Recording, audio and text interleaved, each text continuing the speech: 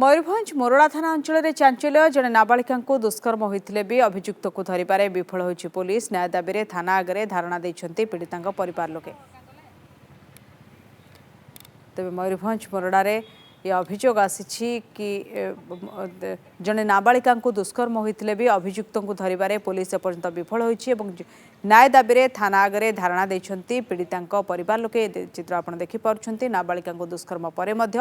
police अभियुक्त पाखे पहुंची पारे ना अभियुक्त को धरवे विफल होती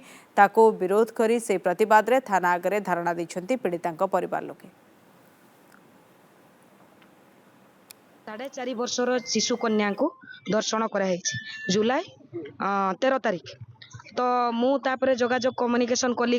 कला भितर मु झुआर बापा माँ को भी पाइली कथा हेली मु किसी एक्शन नहीं कि नहीं जहाँ न्यूज रे भी मु शुणुली 45 दिन पर से न्यूज कवर करते बोधे